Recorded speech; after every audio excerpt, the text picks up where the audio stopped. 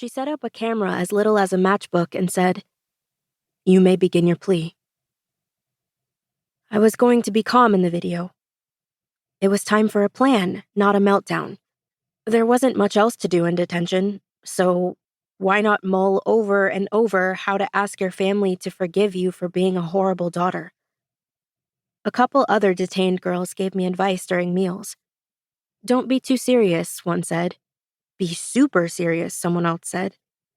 "Bring up stories to remind your family how much they love you. Show you learned your lesson, that you don't need to be taught one. Be funny. Be remorseful. No matter what, don't lose it." But as soon as the camera beeped and the blinking light turned solid to record my plea, I dissolved into the screaming girl on display right now. I can't take my eyes off the Violetta on screen. How different she is from me now. She had hope. "I'm sorry. Sorry for everything, and I swear I'll listen and make better decisions, I promise." On the TV, I finished my plea. "Please, let me come home," is the last thing I say, through sniffles and more snot. The screen darkens as the fluorescents come back to life. I blink to adjust to the light. The sentencing room is stifling. One wall has a window with black glass, while the others are painted indigo. A light bulb is above the TV, and the door next to the screen makes a horrible ka-chink when the bar to unlock it opens. My reflection reveals nothing once my face fades from the screen.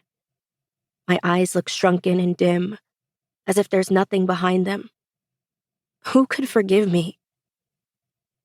Because of the lights and the itchiness of my clothes, it's tough to keep my shoulders back or my head lifted. All I want to do is curl into a ball and rest. Beside me on the couch, Counselor Susan looks like a professional in a blazer and heels, her hair in a bun, her super thin legs crossed. She smiles at me with ruby lips and blushed cheeks, as if there may be good news on the way. She didn't see my parents after my sister's death 3 weeks ago. The disgust that clouded their faces, how quickly they turned away from me. I shiver and mumble how cold it is, even though it's not, with the lights beaming down on me. I jump at her hand on my shoulder. "Violetta," my counselor says. "I asked if you were ready." I stare at her for a moment before it hits me. My trimmed nails dig into my skin. I think I nod. "Okay." She smiles again, but it's strained. "Would you like me to explain things once more? About what will happen next?" I think I shake my head no. I think I blink. I think I breathe. But I have no idea because all of this feels unreal, like I'm watching myself again. My little sister is dead. I'm here waiting to know if I'll be forgiven or not under juvenile law.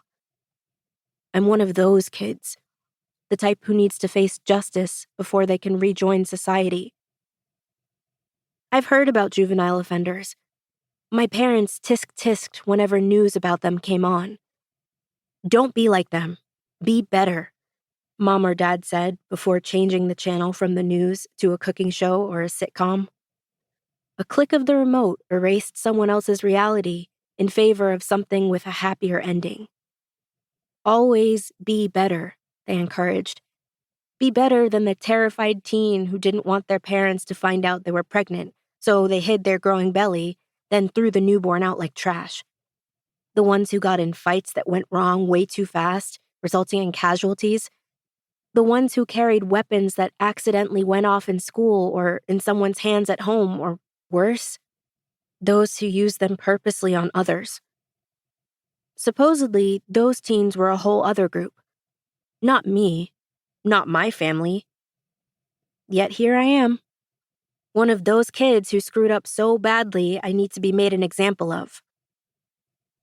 I must have given her some kind of signal because Counselor Susan says, "If the light is blue, you're forgiven and you can go back to your family.